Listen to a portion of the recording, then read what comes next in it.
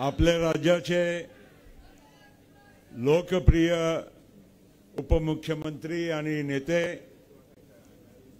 आणि आमचे विदर्भाचेच आहे, पण आता विदर्भाचे नव्हे पण महाराष्ट्राची शान बनलेले आहे असे देवेंद्र फडणवीस साहेब,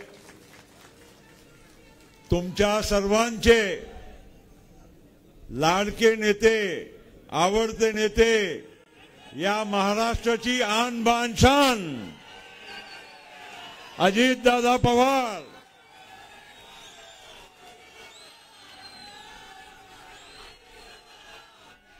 आमचे सहकारी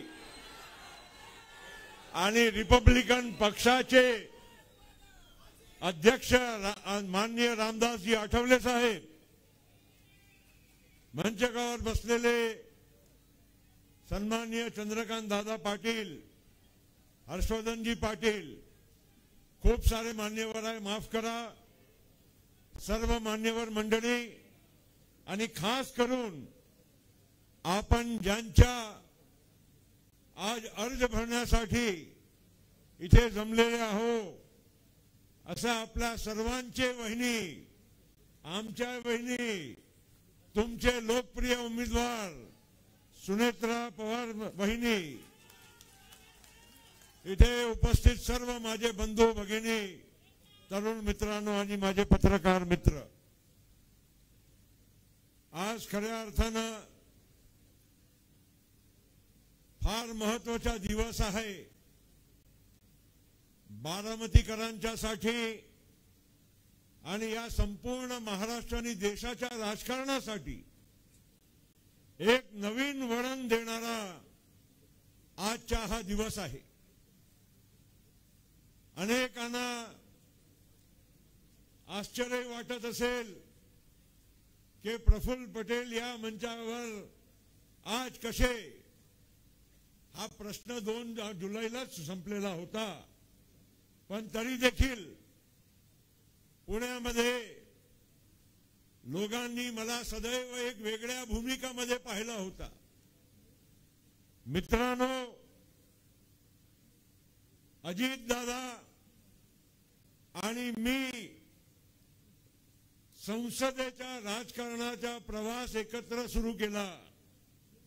91 मध्ये आम्ही दोन्ही लोकसभेवर निवडून गेलो।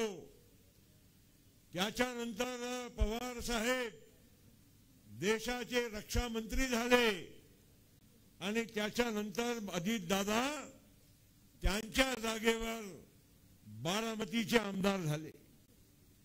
सांगायचं तात्पर्य एवढंच आहे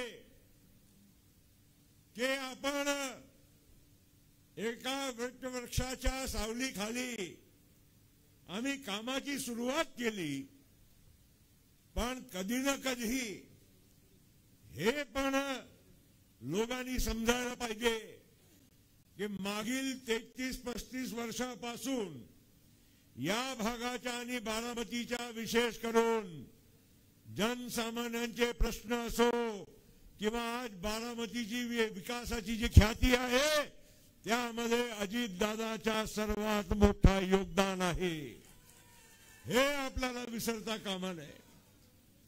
मित्रांनो, आम्ही काही अचानक काही रात्री एक निर्णय केला आणि सकाळी काही वेगळं तुम्हाला चित्र पाहायला मिळालं असा नाही आहे। अनेक वर्षापासून देवेंद्रजी तर 2014 पासून मुख्यमंत्री असताना त्यांनी आमची भूमिका आमची पाहिलेली आहे। अनेक वेळा आमची भूमिका कभी आगे कभी पीछे, कभी दाहिने कभी बाएं, हा भूमिका असल्यामुळे अनेक वेळा संभ्रम निर्माण करण्याचं काम सुद्धा या महाराष्ट्रामध्ये झालं आणि खास करून आमच्या राष्ट्रवादी काँग्रेस पक्षाचा अनेक वेळा नुकसान सुद्धा या बदलत्या भूमिकामुळे झालेला आहे। मित्रांनो, मी एवढाच म्हणेल की आज जो आम्ही निर्णय केला आहे ते या देशाच्या, महाराष्ट्राच्या, पुण्याच्या आणि बारामतीच्या भलेसाठी आणि विकासासाठी केला आहे। आज देशामध्ये माननीय नरेंद्र मोदी साहेबांच्या नेतृत्वात तत्व आज सगळ्यांनी भारताने तर स्वीकारलेलाच आहे, पण भारताच्या बाहेर सुद्धा या जगामध्ये आज नरेंद्र मोदी यांनी एक वेगळी ख्याती या भारताची त्यांनी निर्माण केली आहे. आणि त्यामुळे आज विकासाच्या वाटचाल बरोबर आपणही त्या प्रवाहाबरोबर चालावं, ही महत्वाचा एक निर्णय आम्हाला घ्यावा लागला. आज ही काळाची गरज आहे. आपण किती दिवस म्हणजे विरोधा बाकाच्या बसायचा काही प्रश्न नाही आहे. अजित दादा, आम्ही सगळे लोक अनेक वर्षानुवर्ष विरोधी बाकावरही बसलेलो आहो. काही सत्तेची हवसासाठी कोणी गेलो नाही. सत्ता येते जाते. सत्ता अनेक वर्ष अजितदादांनी पण भोगलेली आहे. आम्ही पण 10 वर्ष तिथे संसदेमध्ये राहिलो. आज 33 वर्षापासून मी पण खासदार म्हणून सतत कार्य करत आलेलो आहो. प्रश्न सत्तेचा नाही आहे, सत्ता बरोबर प्रवाहाचा पण प्रश्न नाही आहे, पण देशाचा कधीतरी विचार आपण करणार की नाही. आज आपण पाहतो देशामध्ये चित्र काय आहे. India alliance, INDI alliance. कोण आहे त्यांच्या एकत्र काम करण्याची आज क्षमता नाही. एकमेकांच्या बरोबर बसण्याची तयारी नाही. त्यांना विचारलं की कोण आता बनणार, आम्ही नंतर ठरवू, पहिला निवडून येऊ, नंतर ठरवू की आमचा नेता कोण. आता हे तर बरोबर कसं आहे का. आता आपल्याला आपल्या मुलाचं लग्न करायचं असेल, त्याला आपण घोड्यावर बसवतो, लग्नाच्या मंडपावर घेऊन जातो, नंतर आपण शोधायला बसतो की आता कन्या कोण, तेव्हा शोधायला बसतो का. आज प्रश्न असा आहे की आपण आपल्या समोरच्या प्रतिद्वंदी कोण एवढा तरी आपण जाणलं पाहिजे की नाही. आज देशामध्ये नरेंद्र मोदी बनाम कोण माहीतच नाही. नंतर ठरवू. देशाने अनेक असे प्रयोग करून बघितलेले आहे आणि नेहमीच ते प्रयोग फेल झालेले आहे. त्यामुळे एक आपल्याला योग्य रीतीने विचार करण्याची ही वेळ आली. दुसरा मला सांगायचं आहे, आता सुनेत्रा वहिनी आमचे उमेदवार आहे.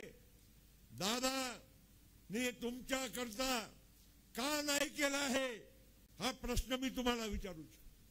मित्रांनो, आज जो माणूस रात्र दिवस माझ्या बारामती, माझ्या पुणे, माझ्या महाराष्ट्र याचा भला कसा होईल, गोरगरीब सामान्यांचा विकास कसा होईल, त्यांचे प्रश्न कसे सुटतील, त्याच्यासाठी पहाटे 6 वाजेपासून काम करणारा आणि वादा करणारा आणि वादाला पक्का राहणारा एकच नेता आहे या महाराष्ट्रामध्ये, अजित दादा आहे. आणि म्हणून मित्रांनो, असा समजू नका अजित दादा फक्त तुमचे नेते आहे. अजित दादा या महाराष्ट्राचे नेते आहे. आमच्या गोंदियाला पण जा तर लोक हेच म्हणतील कि वादे में पक्का अजित दादा है, मर्द माणूस अजित पवार, हे त्यांची ख्याती आहे. आज सुनेत्रा वहिनी आमचे उमेदवार जर असेल, काही लोक म्हणजे वेगवेगळ्या तुलना करतात. अरे आम्ही पण सुरुवातीपासून पाहिलाय ना, कोणी नवीन येते, कोणी गाडी सुरू व्हायला थोडा वेळ लागतो. आणि जेव्हा वहिनी दिल्लीला आले, तुम्ही काळजी करू नका, आमचे सारखे लोक वहिनीच्या सोबत राहणार आणि वहिनीला दिल्लीला आमच्या साथ मिळेल, इथे दादा आणि देवेंद्रजीच्या साथ मिळेल. काही काळजी करू नका. गाडी एवढा स्पीडने धावतील की जे आपल्याला अपेक्षा असेल. मित्रांनो, आज ही काही तुलना करायची वेळ नसते. प्रत्येक व्यक्तीच्या एक वेगळी ओळख असते. आज विद्या प्रतिष्ठान असो, कोण चालवून राहिला, वहिनी चालवतात, दादा चालवतात. टेक्सटाईल पार्क असो, एन्व्हायरमेंटल फोरम असो, असं नाव मी असंख्य नाव तुम्हाला गिनू शकतो. मित्रांनो, व्यक्तीला संधी मिळाली तेव्हाच त्यांच्या संधी मिळाल्यानंतर व्यक्तीच्या वैशिष्ट्य काय आहे, काम करण्याची क्षमता काय आहे ते तेव्हा दिसून येते. आणि म्हणून वहिनीला आपल्याला साथ द्यायची आहे. आज देशाचं चित्र रामदासजींनी सांगितलं त्याप्रमाणे खऱ्या अर्थानं मोदी साहेबांच्यासाठी एक वेगळी लहर आहे. आता उद्या महाराष्ट्राच्या 5 लोकसभा क्षेत्राच्या विदर्भामध्ये मतदान होणार आहे आणि देवेंद्रजी आणि आम्ही दोन्ही तुम्हाला सांगू शकतो की 5 जागा त्यामध्ये आमची महायुतीची जिंकणार आहे, त्यामध्ये काही शंका नाही। आणि म्हणून देवेंद्रजी आणि आम्ही त्या विदर्भाच्या पासून जे आता प्रवाहाची सुरुवात करतोय ते नक्की येणारा तुमच्या मतदानाच्या पर्यंत आणि महाराष्ट्राच्या शेवटच्या टप्प्यापर्यंत तीच गती कायम राहणार आहे। आणि म्हणून मित्रांनो, अधिक न बोलता परत मी आमच्या सुनेत्रा वहिनीला खूप खूप मनापासून मी शुभेच्छा देतो। मला खात्री आहे की ज्या अपार प्रेम तुम्ही लोकांनी या इथेच येऊनच नव्हे पण या बारामतीकरांनी दिलेला आहे दादांना, तो प्रेम आपण आमच्या वहिनीच्या मतपेटीच्या माध्यमातून ते तुम्ही दाखवणार आणि वहिनीला दिल्लीच्या लोकसभेवर आपली सेवा करण्यासाठी पाठवणार। एवढंच मी बोलतो आणि थांबतो। जय हिंद, जय महाराष्ट्र, जय राष्ट्रवादी।